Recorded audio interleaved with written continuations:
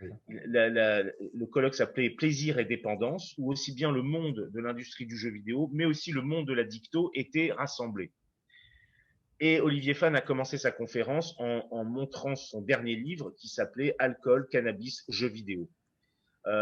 Et en évoquant la manière dont il hospitalise ces jeunes-là, aussi bien à grand renfort de médicaments, mais surtout dans une sorte de méconnaissance, même si d'après moi il connaît bien ces jeunes-là, mais cette idée finalement d'aller dans le sens de ce que la société souhaite, c'est-à-dire la médicamentation et l'hospitalisation.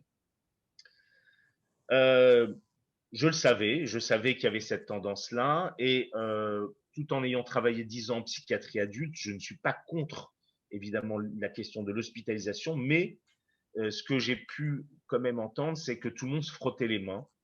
Je ne veux pas dire que je me les frotte pas non plus, mais il y avait véritablement cette tendance à psychiatriser une pathologie qui, d'après moi, n'avait pas besoin, pour la plupart, de prise en charge psychiatrique, d'hospitalisation, souvent d'observation de 2-3 mois, et surtout parce que j'avais des retours de jeunes qui revenaient me voir après des périodes d'hospitalisation pour remarquer que rien concrètement ne se passait. Euh, et j'ai à ce moment-là, dans le cadre de cette petite conférence dans laquelle je participais, fait une sorte de coming out dans l'idée que j'ai écrit un plaidoyer pour les joueurs de jeux vidéo en ligne, en évoquant qu'au fond tous ces jeunes, euh, sans chercher à analyser les raisons pour lesquelles ils étaient dans cette problématique d'addiction, avaient surtout des compétences. Comme vous le savez, plus de 98% sont des hauts potentiels intellectuels. Et souvent, ils ont des talents dans le domaine du codage et pourquoi pas du graphisme. Et donc, toujours dans cette idée que la créativité se doit d'être au service de nos patients, surtout quand ils sont adolescents, je me suis dit qu'il était intéressant de passer de cette position de joueur à créateur. C'est toujours la question de la médiation numérique qui se joue, mais à un niveau un peu supérieur, puisqu'il ne s'agissait pas d'utiliser les jeux vidéo, mais de créer un jeu vidéo. Euh, et finalement, à ce moment-là, euh, j'ai usé de mon réseau et en imaginant qu'il fallait absolument créer une structure. Et vous connaissez un peu la suite.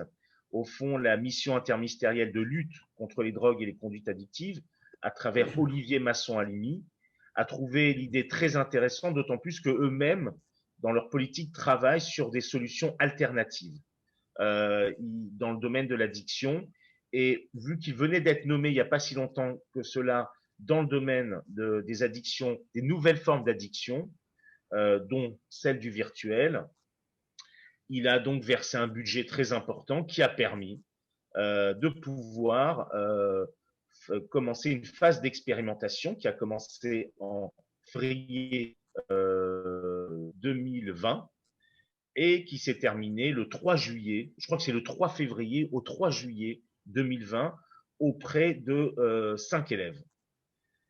Alors, l'école des héros, pourquoi au fond, ce que j'ai pu saisir, c'est que ces enfants avec un haut potentiel, déjà dès l'âge de 3-4 ans, étaient bluffants à travers sa capacité à nommer les choses, cette sorte d'empathie atypique, de pouvoir. Alors, je ne vais pas faire un laïus sur ce qu'est le haut potentiel, mais très rapidement, ces enfants ont été surinvestis, idéalisés, par souvent d'autant plus par la mère, et au point où ça a été véritablement le petit héros. Et à l'adolescence, se rapprocher, disons les choses, avec une tendance parfois incestuelle à la mère, provoque souvent, pas que cela, mais une inquiétude et avec une incapacité à pouvoir aussi s'autonomiser et advenir et rester éternellement dans leur chambre. Ne l'oublions pas, d'enfants. Je crois que c'est important de rappeler qu'ils restent tout de même dans cette chambre, tels des ermites 3.0, mais quand même cette chambre où il y a cette super ordinateur avec cette tour, mais aussi peut-être aussi le lit de leur enfance, certains objets qui viennent finalement les laisser à nouveau dans cette position dans lequel ils sont dans le corps maison. Bon, on connaît bien la question. Alors, évidemment, je jouais beaucoup sur la question du présentiel, puisque finalement, nous avions affaire à des jeunes qui déjà étaient dans des relations à distance, ce qui leur permettait de se protéger d'une relation où le corps de l'autre pourrait devenir intrusif. C'était à travers leur phobie scolaire puis sociale, il faut bien saisir que la rencontre avec l'extérieur, tout simplement même venir à mon cabinet, ce qui a été le cas pour certains, était en soi thérapeutique, dans une sorte de conduite contraphobique. Et c'était très intéressant, comme j'ai pu une fois le faire avec une de mes patientes qui était agoraphobique. Le fait même de venir, de prendre sa voiture puis le métro, avait eu une vocation tout à fait intéressante dans cette capacité à pouvoir affronter quelque part l'objet de leur peur. Euh, et puis, euh, donc ces 5 jeunes avaient entre 14 et 17 ans, que des garçons. Il y avait une fille au début. Il y a eu la chance qu'il y ait une fille. Et c'est vrai que, euh, pour tout vous dire, ça a été très intéressant puisqu'au fond, elle, a, elle voulait qu'on l'appelle, il fallait la nommer à travers son pseudo. Il fallait que tout le monde la nomme, donc les intervenants, à travers son pseudo et surtout pas la nommer réellement. Voyez donc cette question de la présence, de l'absence hein, et de la manière dont on est présent, comment revenir vers le monde réel tout en gardant son avatar comme une identité à part entière. Donc là, c'est vrai que se poser une vraie question sur cette question de pouvoir advenir avec son corps. C'était une adolescente qui était aussi en surpoids. Et puis, il y a eu un problème, c'est que un des profs, un jour, c'était très rapide, hein, le troisième jour, l'a nommé avec son prénom. Et là, la mère m'a appelé le soir même en me disant, écoutez, c'est catastrophique, elle ne veut plus y retourner. Et donc, je l'ai contactée par téléphone et là, elle m'a avoué que c'était insupportable que ce prof la nomme Marie, puisqu'elle s'appelait dans la réalité Marie. Et ça a été, d'après elle, la raison pour laquelle elle a décidé de totalement arrêter. Donc de 6, 5 garçons, une fille, on est passé à 5 garçons. Mais cette problématique de comment passer d'une vie distanciée, confinée à une vie où il y a du réel, où le corps est engagé, était véritablement très compliqué pour certains, en tout cas au tout début évidemment. Mais étrangement, euh, la phobie sociale, pour la plupart des jeunes, a disparu très rapidement, au bout de 3 jours. Au bout de 4 jours, les jeunes avaient véritablement cette appétence et ce goût pour se retrouver dans le monde réel. Et c'est vrai que finalement, à l'inverse de réfléchir simplement sur qu'est-ce que ça a provoqué le distanciel dans la prise en charge, c'est comment des gens habitués à être à distance se retrouvent dans le monde réel et ce que ça vient signifier de cette vie auquel eux sont très habitués, c'est-à-dire cette vie distancielle. Et j'ai là quand même l'impression, je ne sais pas pour vous, mais le premier confinement, si on le suivait vraiment à la lettre, ce qui a été, je ne sais pas, parfois mon cas, évidemment, a fait que nous-mêmes, normopathes, on pouvait développer des formes de phobie sociale. Je sais que lorsqu'il y a eu le déconfinement le 12 mai, moi-même, en sortant dans la rue, l'impression qu'on était quand même dans un bunker et qu'à un moment, en sortant, l'environnement, l'extérieur, pouvait devenir menaçant. Alors, je parle pour moi, hein, mais ce que je crois aussi, c'est que j'ai parfois tendance à imaginer que la phobie sociale peut aussi être causée par un autoconfinement surtout chez mes no-life, c'est ce que le terme qu'on appelle les no-life, c'est-à-dire véritablement cette idée que l'extérieur, dans ce qu'il peut porter comme fantasme, devient dangereux. Alors, pour moi, ça a été le virus, puisque moi, j'habite dans un coin où il y a énormément de jeunes. Je suis sorti le 12 mai, j'ai vu plein de jeunes s'embrasser, se faire des bisous, se toucher, et à un moment se retrouver soi-même à les regarder avec une grande méfiance, et ça devenait très menaçant. Euh, les, les, euh, ce qui n'a pas été le cas avec mes enfants, mais quand même, à un moment, je commençais à être méfiant vis-à-vis de mes propres enfants sur le fait qu'ils qu'ils ne jouaient plus le jeu. Hein. Donc c'est vrai que il y a quelque chose qui a fait que, en effet, le, cette pathologie du confinement engendre peut-être aussi, dans l'après-coup, un réapprivoisement de la socialisation, une manière, voilà. Et je dirais qu'on n'en est pas encore sorti. Bon, ça c'est un autre problème. Alors, le programme, c'est assez simple. Je vous le dis en deux mots. Le fil rouge très important, c'est évidemment la création de jeux vidéo. Donc, il y avait deux professionnels, un codeur, un directeur artistique à l'école des Gobelins, qui, toutes les après-midi, lundi, mardi, jeudi et vendredi après-midi, de 14h à 17h, les aidaient à créer un jeu vidéo. Euh, les matins, il y avait des activités qui d'ailleurs, au fur et à mesure, ont pu disparaître ou seraient envisagées. Lundi matin, médiation par les jeux vidéo. Et c'est moi qui l'animais avec une collègue psychologue qui a travaillé beaucoup sur les jeux vidéo. Et j'ai utilisé un jeu qui s'appelle Detroit Become Human. Je ne sais pas si certains connaissent ce jeu. Très intéressant, super jeu narratif réalisé par David Cage, où je trouvais intéressant parce qu'au fond, il s'agit d'une société où les robots, donc ça date, hein, c'était notre colloque il y a 2 ans, les robots sont au service des êtres humains, et ils commencent petit à petit à éprouver des émotions, et finalement des émotions où ils vont, si on éprouve une émotion, on peut se rebeller. Et je pense que ces jeunes sont un peu de cet ordre-là, c'est-à-dire qu'on le sait, chez certains hauts potentiels, il y a cette difficulté à analyser ses propres émotions. Et c'est lorsqu'on en prend conscience petit à petit que, au fond, on peut percevoir le monde réel différemment et peut-être mieux l'affronter.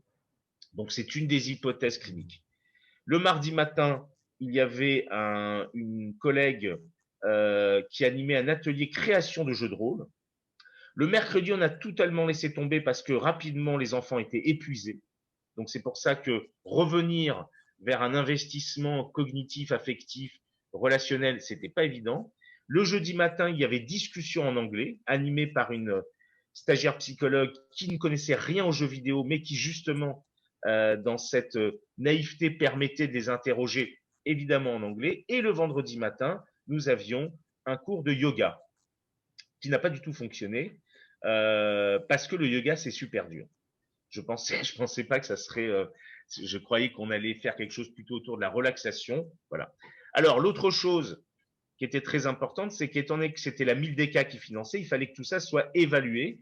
Et c'est la raison pour laquelle Benjamin, d'ailleurs, salut Benjamin, devait évaluer le protocole de recherche du début jusqu'à la fin. Et c'est là où le confinement est apparu. Et donc, le présentiel était indispensable pour évaluer.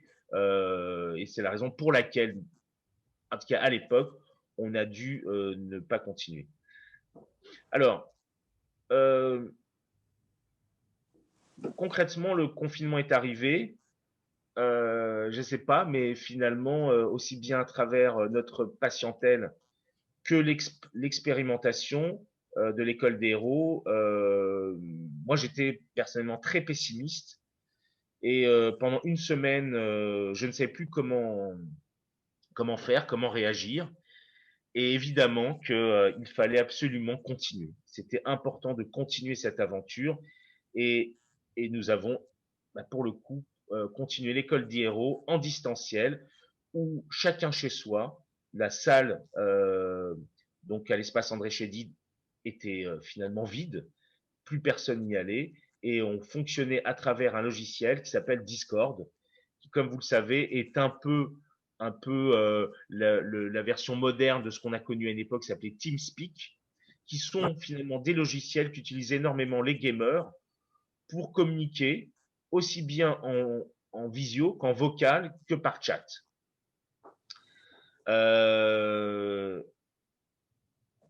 Et là, eh bien, finalement, tous les ateliers du matin ont disparu, puisque moi-même, j'ai commencé à me renseigner techniquement, savoir s'il était possible de faire jouer à distance mes patients joueurs, et techniquement, c'était impossible. Donc là, on était confronté aux problématiques purement techniques.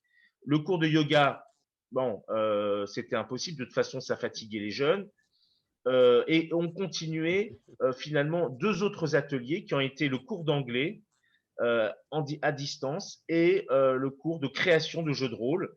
Mais quand même, il y avait cette idée que petit à petit, on percevait que certains jeunes qui commençaient à véritablement entrer dans la relation physique, avec l'acceptation, dans la difficulté, avec une forme de cet aller-retour entre trop près, trop loin. Bon, ça c'est propre aux ados, mais cette peur, eh bien, il y avait une véritable frustration. D'ailleurs, les jeunes ont très rapidement évoqué à quel point c'était un enfer et que le présentiel leur manquait profondément. Et ça a été très dur parce que, j'ai envie de le dire, à l'image même de ce qui se passe en ce moment, la focalisation de l'attention est atténuée par le distanciel. Là, je parle en visio, hein. Je parle de la visio. Nous avons une perception partielle. On peut être parasité par ce qui se passe chez l'autre, sur ses éléments perso. Et puis, on est confronté à une sorte de mosaïque d'images.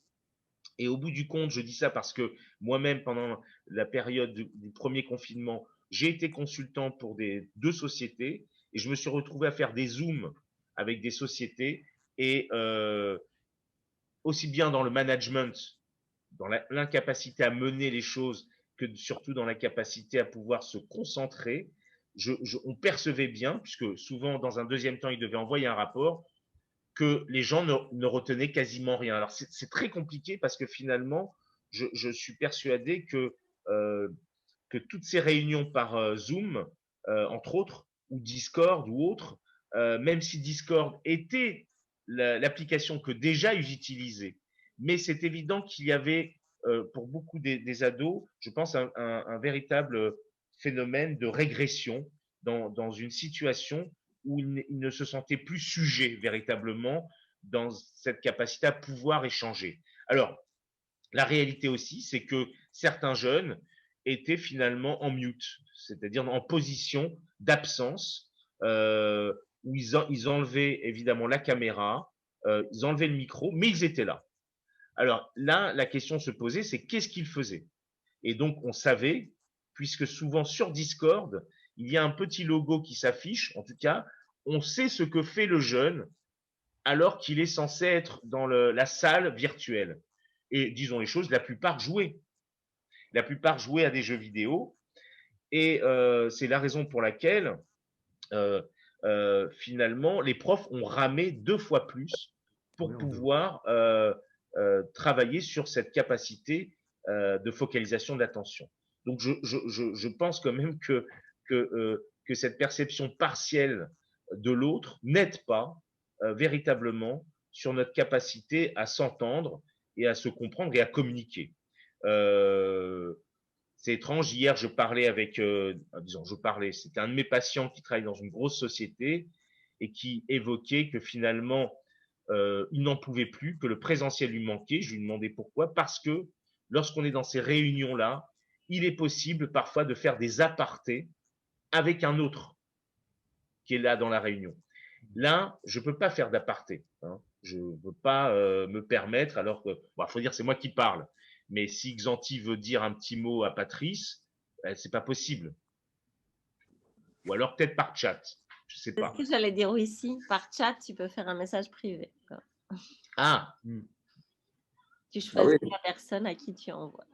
On a d'autres appareils en plus qu'on peut utiliser parallèlement.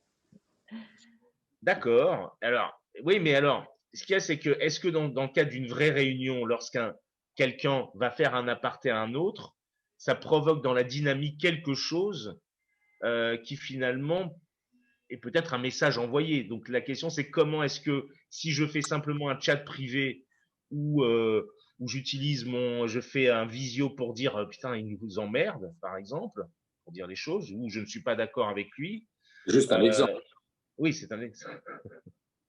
Mais c'est vrai que ce que je veux dire, c'est que voilà, on est quand même dans cette idée que je trouvais intéressant cette idée de créer des apartés au sein d'une vraie réunion et de se dire à quel point c'est ce qui permet aussi de ressentir véritablement peut-être la question de la présence.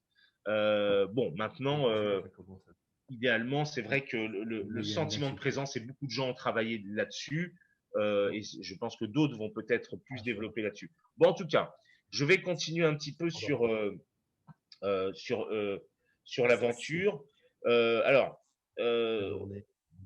il s'est passé que j'avais quand même parallèlement donc mes patients. Alors là où c'est très intéressant, c'est que avec Discord, il y a quand même des informations qui vont permettre de voir si la personne est en ligne, si la personne est offline, ce qu'elle fait, son statut, son pseudo. Et petit à petit, c'est évident qu'au-delà de l'école des héros, moi, je me suis retrouvé à voir mes patients qui finalement, avec qui le lien était coupé. Et je pense que c'était pas une bonne idée. C'était important de rester en ligne, surtout qu'il y avait un des jeunes de l'espace, disons, qui venait à l'espace André Chédid, dont la mère était très inquiète, et j'ai accepté de le prendre en psychothérapie. C'est un jeune qui donc avait quand même vécu des passages en hôpital psychiatrique, qui était sous médicaments. Et jusqu'au jour où je lui ai dit, écoute, retrouvons-nous dans ton jeu. Et là, pour moi, c'était très nouveau comme approche, puisque à travers Discord, il peut tout simplement lancer son jeu. Il va appuyer sur une fonctionnalité qui lui permet de partager tout simplement son écran. J'entends sa voix, il entend la mienne, et là, je m'immerge avec lui dans son propre jeu. J'avoue que je me suis dit que, en tout cas, moi, ça m'a énormément plu parce que il ne jouait pas plus que ça. C'est un jeu qui représente c'est un environnement post-apocalyptique. Et tout d'un coup, j'ai oublié le nom du jeu. Je fais appel aux gamers autour de moi. Vous savez, ce jeu avec l'abri 101. Ça commence l'opus 1. Oui, Benjamin. C'est Fallout, non, peut-être? Fallout. Merci. Donc, c'est Fallout. Donc, Fallout est un jeu auquel j'avais déjà joué. C'est un jeu assez anxiogène. C'est un très bon jeu. Et ils ont inventé une version online qui n'est pas, selon le dire des gamers, très bien, mais il y a des bugs. Mais la réalité, c'est que donc lorsque je découvre le jeu avec mon patient, je suis dans sa maison. Donc les joueurs ont la possibilité de créer leur propre maison, leur propre environnement. Et il me montre sa maison qui est perchée en haut d'un arbre. Donc il a réussi cette performance à finalement construire une maison très en hauteur, vraiment en hauteur, mais surtout, comme il me le précise, qui lui permet d'éviter que les ennemis l'envahissent.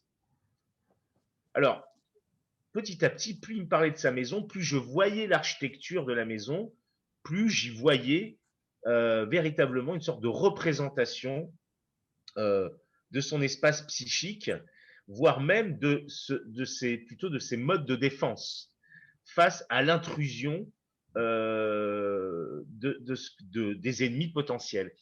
Et alors que c'était un garçon qui était très mutique, qui parlait peu, ou qui, quand il parlait, disait oui, oui, tout va bien, tout va très, très bien, pour la première fois, à travers son jeu, j'ai pu voir véritablement que ça allait pas si bien que ça, et qu'aussi bien le choix du jeu donc c'est-à-dire Fallout, qui est un environnement très anxiogène, très inquiétant, avec quand même une histoire particulière, puisque dans le Fallout 1, finalement, l'enfant en naissant tue sa mère et il va être élevé par son père, puisque quand vous commencez le jeu, vous êtes un bébé.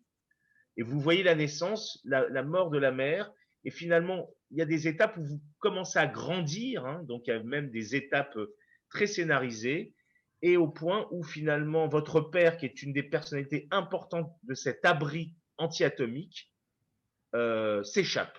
Donc, l'idée, c'est que le jeu, à la base, est une quête du père, ce qui est quand même dans les jeux vidéo quelque chose qu'on va retrouver, ou de la mère, mais et dans la réalité de son histoire, c'est qu'il vivait seul avec sa mère et son père était quand même quelqu'un qui a été diagnostiqué paranoïaque, assez inquiétant, qui est même a eu, semble-t-il, des moments de violence, puisque la mère aurait été battue, entre autres, par cet homme. Et finalement, c'est quelqu'un, lorsque j'ai pu évoquer avec lui la question du père, c'était inenvisageable. Mais néanmoins, pour moi, le choix du jeu, le choix de cette manière d'habiter ce jeu était véritablement à l'image du conflit dans lequel il était, c'est-à-dire lui-même persécuté par des ennemis qui pouvaient lui arriver dessus, en hauteur, et le jeu en lui-même étant quand même la mort de la mère, puisque sa mère était quand même une femme qui était, comme beaucoup de ses mamans, en dépression. Alors, c'est vrai que après, il est descendu dans le jeu, il est parti à l'aventure, et je me souviendrai parce que je trouvais que son appartement était quand même un peu vide, un peu tristouné, peu de lumière, peu de déco. Alors, c'est pas les Sims, hein, non plus. Hein. Et finalement, un moment, on se balade et on voit une maison splendide avec vraiment un beau choix de mobilier, etc. Et puis je lui dis, ah mais donc elle est, donc il m'entendait parler puisque moi je suis son avatar, hein, c'est lui qui me montre le monde à travers le fait que c'est un jeu à la première personne. Et là, on voit une maison que j'évoque, je dis ah waouh, elle est super, est-ce que tu pourrais rentrer pour qu'on voit un peu mieux? Il me dit ouh là là là, attention parce que parfois certains mettent des pièges, ce qui est vrai. Hein, si je rentre dans la maison, on ne sait jamais. Mais le but du jeu étant de prendre énormément d'items, aussi bien de la nourriture que des armes, que toutes sortes de choses que les gens pourraient laisser. Mais lorsqu'on rentre dans la maison, là, je lui dis, écoute, elle est tellement belle cette maison. Il me dit, mais oui, elle est belle, ok, mais concrètement, elle est sans défense. Voilà, comme toujours, c'est comment est-ce que lorsqu'on parle du jeu, finalement, nos patients nous parlent d'autre chose. D'autant plus dans un jeu aussi riche. Et je crois que c'est ça, moi, depuis le début, quand les premiers patients addicts aux jeux vidéo me parlaient de leur avatar dans World of Warcraft, c'est ça qui m'intéresse. C'est-à-dire, en effet, sauf que pour la première fois, je suis un psy in-game. Et alors que d'habitude, en faisant de la médiation thérapeutique, on est à l'extérieur, comment dire, en attention conjointe, mais dans la réalité, alors avec nos corps, alors que être en attention conjointe in-game, ça c'est la première fois que je découvrais cette particularité et je me suis dit tiens, il y a peut-être quelque chose à imaginer pour l'avenir, véritablement, c'est-à-dire au-delà du confinement, c'est-à-dire rencontrer des patients in-game. Alors, je ne sais pas si certains l'avaient déjà fait, ça ou pas. Non? Bon, d'accord. Alors, je voulais aussi justement évoquer une autre chose, c'est que euh, je, recevant énormément d'appels, des parents m'ont appelé en me disant que leur fils décrochait totalement de l'école à distanciel. Et c'est la raison pour laquelle ils m'ont demandé de le prendre en charge. Et ce qui s'est passé, c'est que, comme toujours avec ce type de jeunes, d'ailleurs, c'était assez étrange parce que les parents me parlaient de lui, Et comme souvent, le discours que les parents vont avoir faisait de cet enfant qui avait 10 ans et demi quelqu'un de très inquiétant pour la dynamique de la famille. Et donc, on fantasme presque sur sa voix. Et lorsque je lui parlais au téléphone, j'avais une voix toute fluette et toute timide qui pour moi était complètement finalement en adéquation, en inadéquation avec le discours parental.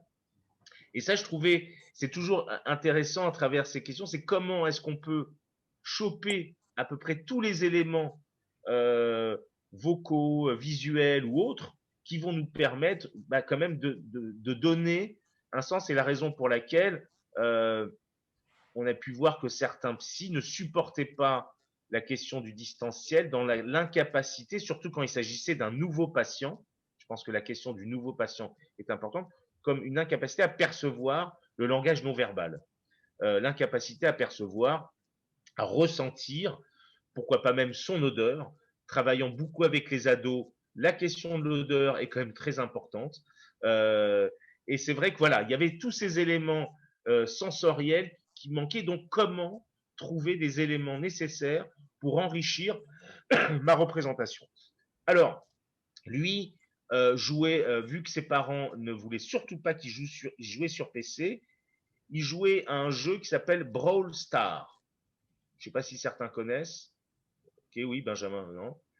Ok, alors Benjamin connaît tous les jeux. Donc, alors Brawl Stars, vous savez, c'est les mêmes qu'on fait Clash of Clans. Ils sont excellents, ils font des jeux très addictifs.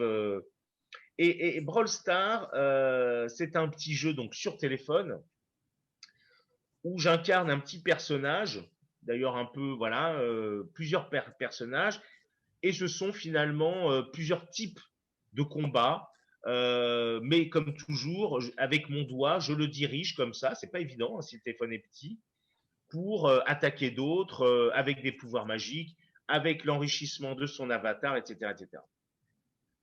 Je ramais avec ce garçon, c'est-à-dire quand on se parlait, évidemment, il ne répondait pas, voire même ça ne l'intéressait pas de répondre, jusqu'au jour où moi, j'ai beaucoup travaillé avec les parents en disant, écoutez, je ne vois pas l'intérêt de le suivre, il n'en a pas le souhait. Il a dit, si, il accroche bien avec vous. Bon, donc je me suis posé la question, est-ce que c'est avec moi qu'il accrochait bien ou c'est surtout que les parents voulaient surtout qu'il s'accroche? Et puis un jour, je lui ai dit, écoute, c'est simple, on va se retrouver sur Brawl Stars. Et donc là, je suis allé dans une étape supplémentaire. C'est-à-dire que je n'ai pas simplement regardé mon patient jouer, me montrer l'environnement dans lequel, c'est que in-game, il y a deux modes. Il y a un mode où je peux le regarder jouer, où lui-même appuie sur un logo qui permet d'avoir des spectateurs. Et les autres fois, j'ai joué avec lui. Donc mon avatar, alors il s'avère que j'ai installé évidemment le jeu, mais pour pouvoir rejoindre une partie, et là le jeu est assez malin, il faut avancer quand même un peu seul. Et donc je me suis retrouvé à devoir jouer seul pour pouvoir tout simplement le rejoindre. Et donc je l'ai rejoint à plusieurs reprises dans le jeu. Et c'est vrai que c'était très intéressant parce que alors, c'était très intéressant et en même temps compliqué parce que, pour tout vous dire, j'avais mon téléphone, je jouais et le vocal était finalement lié tout simplement au fait qu'on s'appelait par téléphone. Mais de quoi parle-t-on lorsqu'on joue ensemble dans un jeu à distance avec un enfant que je n'ai jamais rencontré? Eh bien, on parlait du jeu. Et moi, ce que je remarquais, c'est que finalement, concrètement, il me, comment dire, il me disait tout simplement comment il fallait que je joue. Et alors que j'étais très mauvais, que je l'ai fait perdre à pas mal de reprises, il a toujours été incroyablement attentif et poli dans mon incapacité à être aussi bon que lui. Et je dirais que ça n'a rien arrangé du tout à notre relation, pour dire thérapeutique. J'ai presque envie de vous dire que le jeu n'était peut-être pas aussi riche que je l'imaginais. Et puis la réalité, c'est qu'il y a eu le déconfinement. Et là, les parents m'ont fait comprendre que on allait arrêter. Et lui-même n'a pas souhaité forcément continuer. Alors, bon, je dirais que j'ai pas eu le temps véritablement de tout théoriser, mais ce qui est vrai, c'est que le psy in-game, puisque comme vous savez, c'est toujours la question du docteur gamer qui m'occupe, le psy in-game, en soi, est quelque chose de très intéressant. Et je me dis que l'utilisation de Discord pour que les jeunes puissent nous montrer ce à quoi ils jouent, mais chez eux.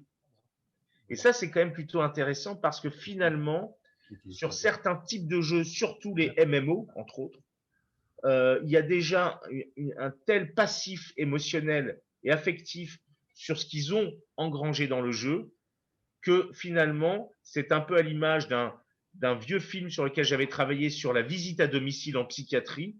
Nous faisons de la visite à domicile in-game. Et je crois que là, c'est très intéressant parce que moi, je me souviens, le docteur Baïsalin, que j'avais interviewé, il m'a dit, mais pour moi, c'est génial de faire des visites à domicile chez mes patients psychotiques parce que l'appartement d'un schizophrène, la disposition des pièces, où est la mère, chez un paranoïaque, tout ça me donne des éléments de compréhension, mais au-delà, ils sont dans une position de force invitante. Un patient qui m'invite dans son jeu me fait un cadeau, un grand cadeau, et en plus, c'est lui qui me trimballe. Je suis son regard. Donc, il y a quelque chose sûrement de très intéressant dans le in-game comme une manière de pouvoir finalement être du point de vue de notre patient, ce qui est quand même en soi plus que de l'empathie. C'est-à-dire qu'il y a quelque chose d'une sorte d'empathie visuelle à la première personne dans le psy in-game qui, moi, m'a énormément bluffé puisque un autre m'a montré, mais c'est très intéressant de voir comment la manière dont il me montre. Donc lui, il m'a montré World of Warcraft, mais la version classique qui est revenue à la surface.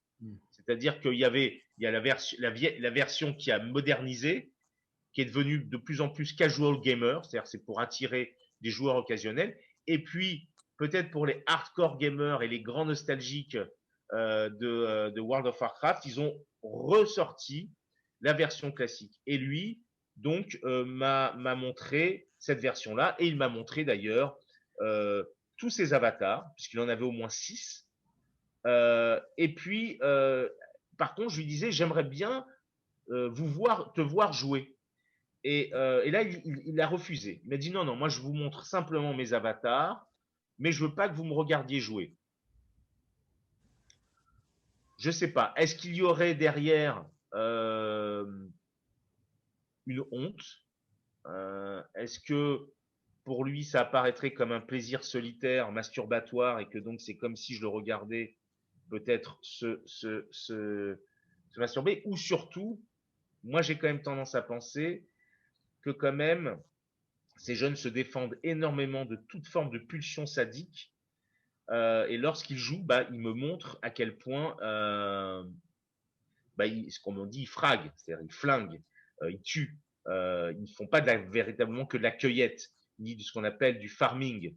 Donc c'est vrai que cette position de se montrer comme un autre, comme cette forme de double face qu'ils ne veulent pas, à la part clivée, inquiétante qui s'acharne dans un jeu vidéo, peut-être que ils ne veulent pas me montrer cela. À l'inverse, là pour le coup, du monde réel, où là on voit à quel point il est possible. Mais je pense aussi que la question d'accepter de montrer à son psy ce à quoi il joue et dans le jeu, pour tout vous dire, j'ai dû énormément insister. J'ai dû beaucoup insister. Je pensais que il le ferait avec un certain plaisir, mais pas du tout. Ils étaient très très inquiets. Alors bon, je vais pas parce que je pense qu'1 heure ça suffit, non? Bon, quitte après à ce qu'on puisse discuter. Je voudrais quand même terminer sur le devenir de l'école des héros et de vous dire comment s'est passée la première phase.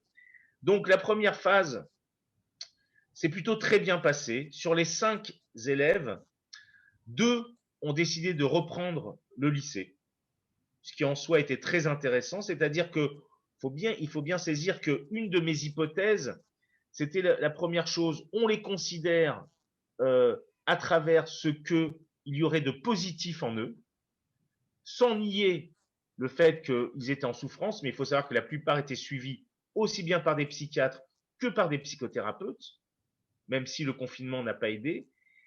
Un a décidé de faire une école de musique, puisque étrangement, il était surtout attiré par la musique. Et d'ailleurs, il nous a envoyé un clip qu'il a fait sur YouTube, un rap, qui s'est mal passé parce qu'il a été harcelé par des anciens harceleurs de son lycée, qui a fait qu'il est tombé en grave dépression à ce moment-là, qu'il a été à nouveau hospitalisé. Bon, mais lui, il venait de Poitiers, c'est quand même pour vous montrer, hein, il venait de Poitiers, il faisait l'aller-retour en train pendant plusieurs jours. Les moments de présentiel, qui ont quand même duré plus de 2 semaines, il est venu en train, aller et retour. C'est pour vous dire que la phobie sociale a disparu. Un autre venait en métro. Donc, on voit bien comment les choses. Bon, alors, il y en a un, donc il y en a 2 qui ont repris l'école. Il y en a un qui fait une école de musique. Il y en a un qui est intégré une école qui s'appelle Eden School, qui est une école assez alternative. Pas sûr que ça marche, mais néanmoins, il y est. Et il y en a un qui va revenir dans la nouvelle version de l'école des héros. Voilà. Donc, il n'y a pas eu de travail d'évaluation. Il y a eu quand même 2 stagiaires, dont donc Maximilien Godard, qui lui a écrit son mémoire. Il y a eu 3 mémoires qui ont été écrits sur l'expérimentation. Un jeu de rôle sur plateau a été finalisé. Et concrètement, les jeunes ont réalisé 3 jeux vidéo. Alors, je vais juste vous montrer un trailer.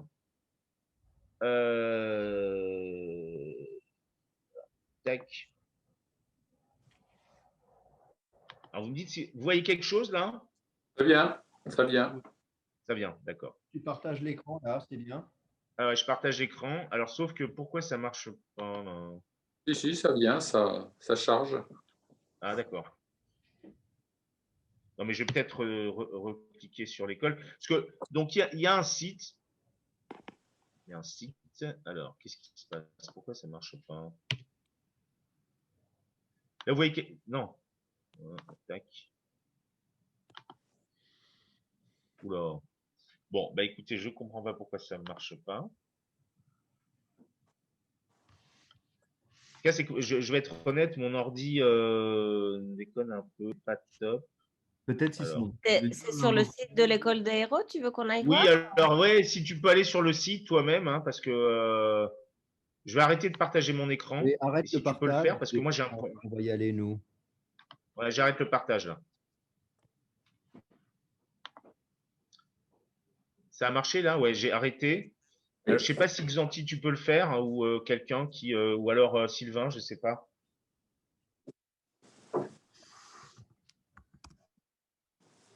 Et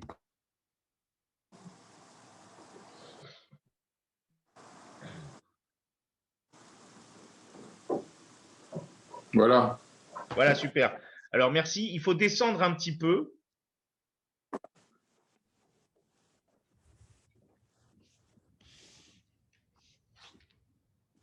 Voilà.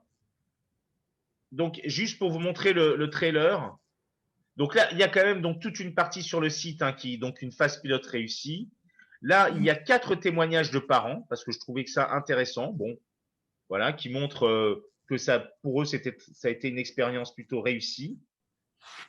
Et là, vous avez donc alors le jeu vidéo finalisé. Alors, j'ai qu'une seule vidéo, mais tu peux, voilà.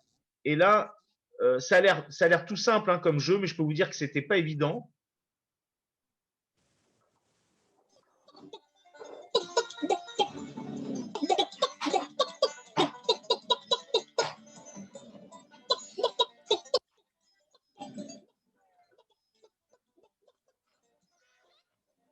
Et voilà. Oui. Voilà.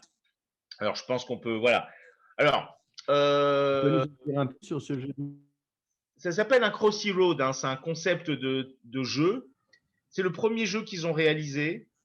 Et finalement, j'ai senti que mon hypothèse de base, c'était en fin de compte comment retrouver un espace où ils peuvent vivre des récompenses dans le monde réel, dans un monde réel qui leur tend la main, et entre autres celui de la création d'un jeu vidéo. Parce que créer un jeu vidéo, je peux vous dire que c'est pas évident.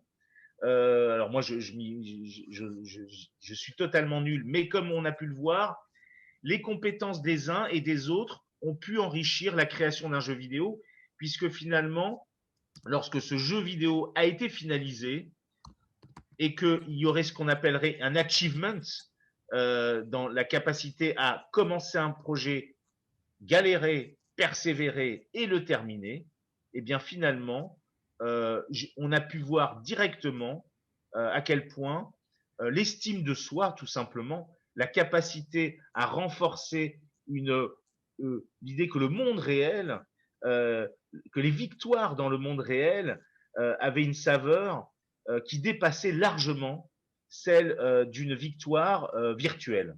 Je crois que c'était véritablement aussi une hypothèse de base avec la question de la dynamique de groupe, avec la particularité. Donc c'est aussi cette question qui était de favoriser les compétences de ces jeunes plutôt que simplement les considérer comme des malades, sans nier évidemment le fait qu'il y avait en eux des soucis. Alors, donc là, je vois que voilà, donc voilà. Et puis, Je peux défiler un peu. ouais, mais c'est super. Alors, et puis, Patrick de Saint-Jacob, je crois qu'on avait parlé en juin, m'a exprimé à quel point il trouvait l'idée pertinente, intéressante. Et donc, au fond, il y a l'idée de se dire il faut absolument continuer, toujours un peu, disons les choses, dans une phase pilote. Hein, nous sommes encore dans une phase d'expérimentation. Et donc, Patrick a souhaité que l'école des héros puisse intégrer finalement le relais jeune de Sèvres, donc à Sèvres, donc qui est l'espace Sinoué. Je crois que ça va plus s'appeler Sinoué d'ailleurs, c'est un autre problème. Alors, moi, je dirais que on va dire que pour le moment, nous allons commencer avec une version light, sauf qu'il y a une différence parce qu'on apprend aussi avec les choses, c'est que d'abord, j'ai voulu que les intervenants soient avant tout non pas des professeurs, mais des accompagnateurs de passion. Donc, il y a un codeur et une graphiste. Le codeur est le même, il s'appelle Rémi, et tous les deux sont eux-mêmes propriétaires de studios de jeux vidéo et game designers. Donc, c'est des gens qui ont des compétences qui ne sont pas purement du codage, de la programmation. Alors, vous avez vu, c'est sur un moteur de jeu, de création de jeu qui s'appelle Unity, et c'était un choix tout à fait important. Et donc, nous avons la chance de pouvoir enfin commencer le 30 novembre, donc au Relais Jeunes de Sèvres.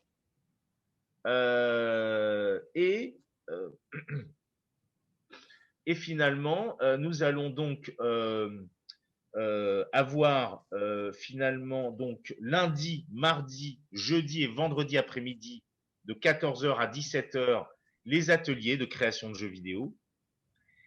Avec Maximilien Godard qui lui sera présent le lundi, alors mercredi, disons lundi, jeudi, vendredi. Je me permets de citer à nouveau Maximilien parce que il a fait son stage l'année dernière à l'école des héros et il souhaite le faire encore. Alors j'avoue, je suis hyper fan de ce stagiaire, je trouve incroyable. Et en même temps, je trouve qu'il a vraiment accroché. Et puis, j'ai la chance aussi d'avoir Fida, voilà, qui donc va intégrer pour le moment le mardi après-midi, puisque moi-même je serai présent.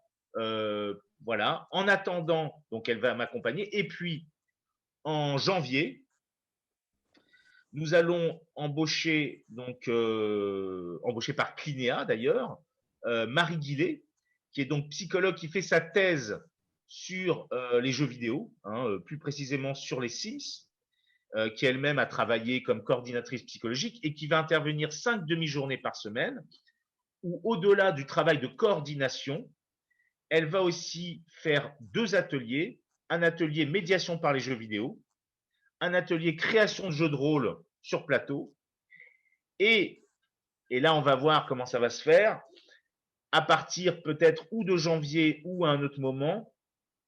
Mon idée, c'est d'organiser, alors peut-être que je le ferai moi, mais sinon, on ferait un atelier YouTube Gaming Twitch.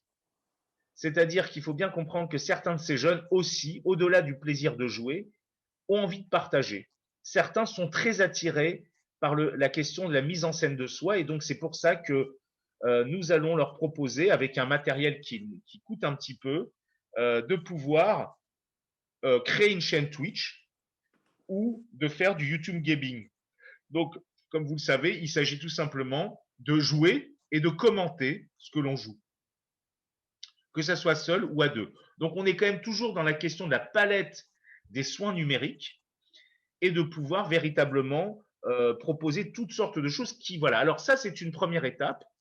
Ce qui est intéressant au Relais Jeunes de Sèvres, c'est que nous sommes dans une tranche d'âge 16-25 ans et que je me retrouve avec des jeunes qui ont 20 ans, 22 ans, qui ont quitté l'école 42 et qui peut-être, alors pour le moment, on intégrerait dans une position d'apprenant, mais aussi d'aide et d'accompagnant.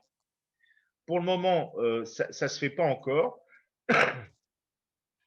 Et puis, l'autre chose qui semble être intéressante, c'est qu'avec 2 collègues ingénieurs qui travaillent dans le monde du jeu vidéo, on pourrait créer une deuxième étape qu'on appellerait, pourquoi pas, l'Académie des héros, on serait plutôt dans une certification professionnelle qui permettrait à ces jeunes qui sont atypiques de pouvoir se certifier comme codeur ou graphiste dans la création d'applications et de jeux vidéo. Voilà. Ça veut dire que l'école des héros serait aussi, à un moment, et je travaille en ce moment pour tout vous dire avec Sony ou Microsoft, l'idée de pouvoir créer au sein de leur plateforme un espace de jeu gratuit pour le moment proposé par l'école des héros. Comme à l'époque, la maison des adolescents de Créteil m'avait demandé de créer des chaînes YouTube pour les ados, c'est l'idée de sortir un petit peu du monde de la pédopsychiatrie pure et dure pour pouvoir se professionnaliser, etc. Donc, il y a d'ailleurs des initiatives qui ont été menées pour des gens en décrochage professionnel, mais dans le domaine de ces fameux jeunes atypiques, il n'y a pour le moment rien. Alors, quand je dis atypique, c'est parce que j'ai eu l'occasion quand même de rencontrer des recruteurs dans le monde numérique, et souvent ce qui m'évoque, c'est que quand ils embauchent, quand ils cherchent quelqu'un qui peut être développeur, je ne sais quoi, ils vont avoir d'un côté un jeune qui n'est pas atypique et de l'autre un jeune atypique, pour remarquer que l'atypique aurait des compétences beaucoup plus importantes, mais que au sein même de la culture de l'entreprise, de la manière dont ils vont être managés, en général, on les refuse parce qu'ils sont trop justement atypiques dans la question de finalement bien connaître le monde de l'entreprise et accepter ces règles, puisque je vous avais peut-être évoqué qu'un de mes patients qui venait d'être intégré dans une société remarquait que tous les matins, les gens de son bureau amenaient des croissants comme un rituel du matin. Il a amené, lui, un jour, des chouquettes, je crois. Personne n'en a pris. 10 jours après, il a démissionné. J'en ai eu un autre comme ça. Son patron lui a dit que sa coupe de cheveux. Oui. Il y en a un autre comme ça où il a dit votre coupe de cheveux, elle est sympa. Il est parti dans un délire de persécution. Il a quitté son job 2 semaines après. Donc c'est très compliqué. Ce sont ces particularités. Et en même temps, voilà, comme vous l'avez saisi, je joue sur la problématique de leurs compétences et pas simplement de leur handicap, même s'ils sont là. Donc c'est vrai que je dirais, voilà, peut-être à l'image, je ne suis pas, comment il s'appelle, celui qui dirige les Avengers. Ce ne sont pas des Avengers. Euh, euh, mais finalement, oui, ils ont pour certains des sortes de compétences. Et quand même, j'aimerais terminer là-dessus. J'espère que ça se fera. Mais j'avais rencontré quand même le secrétaire d'État au numérique, Cédric O. Et lui, ce qui l'a intéressé, il était prêt normalement à inaugurer les choses en mars, c'est mal tombé, en avril. C'est que il a dit oui, ces jeunes-là, il faut pas les laisser tomber parce que c'est quand même eux qui finalement vont construire les mondes de demain numériques. Quelque part, quand vous voyez la biblio de Bill Gates, de d'autres personnes qui ont créé les mondes numériques, c'est quand même des gens qui avaient déjà cette manière d'être très atypique. Mais à quel point est-ce que la société les entend? Parce que si on ne les entend pas, moi j'ai pu le voir avec certains de mes patients, ils se retournent contre nous et ils vont créer Facebook, par exemple. C'est des gens qui ont des problématiques d'empathie, ils sont très inquiétants. Donc il faut que la société les aide, il faut les encourager, il faut les accompagner et il faut travailler avec eux ces problématiques, entre autres, d'éthique et de capacité à accepter le monde réel et à ne pas chercher quelque part, avoir une emprise sur lui. Donc, je dirais qu'il y a quand même cette dimension humaniste d'aider autrement ces jeunes, mais il y a aussi une dimension de prévention des risques numériques de demain par rapport, voilà. Bon, en tout cas, moi, je suis très content que Patrick ait eu confiance dans cette initiative. Pour le moment, si les choses marchent bien, ben, avec Clinéa, nous allons créer, non, là je m'avance un peu, donc un centre de 400 mètres carrés sur Paris, avec beaucoup de moyens. Donc voilà,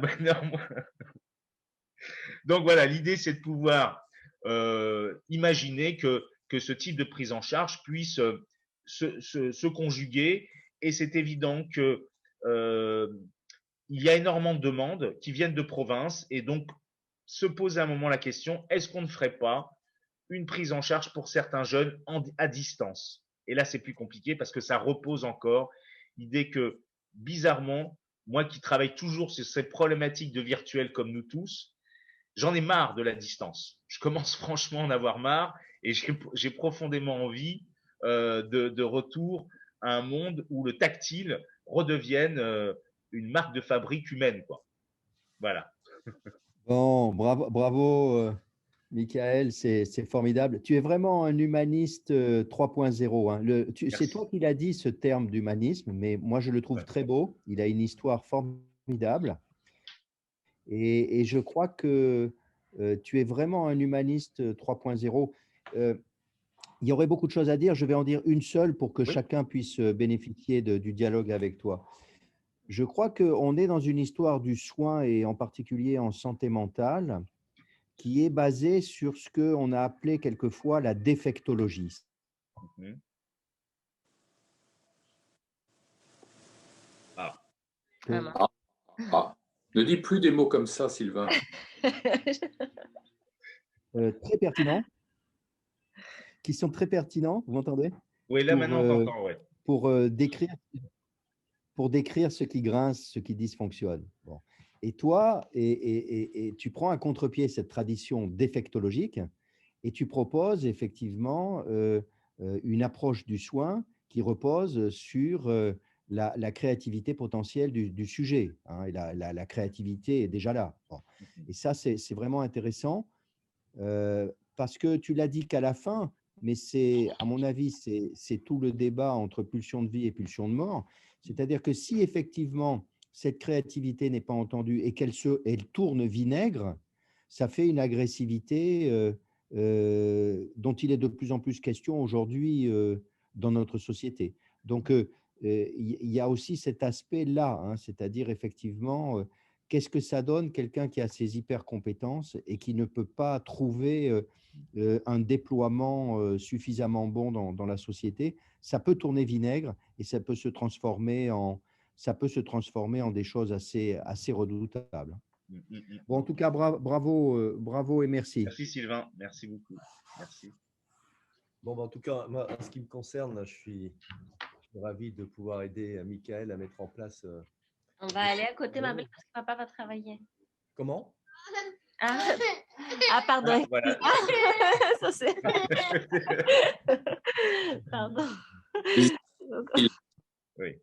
Il faut couper les micros. Moi, je disais qu'effectivement, moi, je suis ravi de pouvoir aider Michael à mettre en place ce projet parce que comme tous ces projets, évidemment, qui passionnent tout le monde, il s'agit derrière d'y mettre les moyens.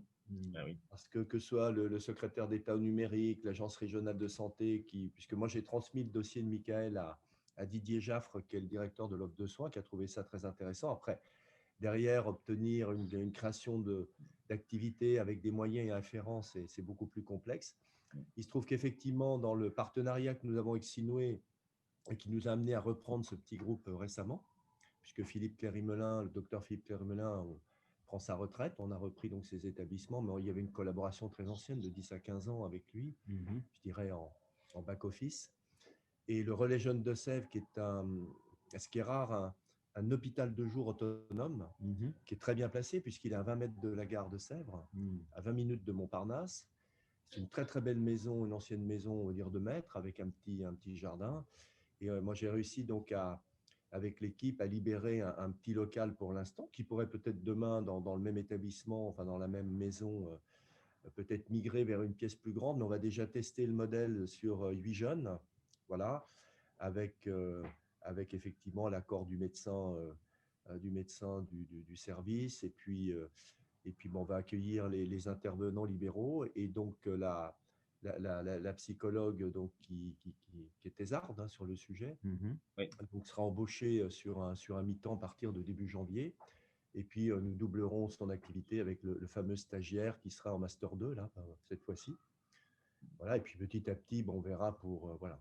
Et c'est aussi une façon aussi de solvabiliser les parents, puisqu'en fait, là, on financera ça par le biais de la cotation hôpital de jour. Voilà. Mais ça ressemble vraiment à un lieu de vie. Ça ressemble pas à… Oublions le mot hôpital, mais plutôt voilà, Relais Jeunes de Sèvres, accueil et lieu de vie. Donc, c'est vraiment presque le lieu idéal. Voilà, et puis si ça marche, je pense qu'avec Michael, on pourra sans doute envisager de déployer ça sur un mode plus professionnel, je dirais.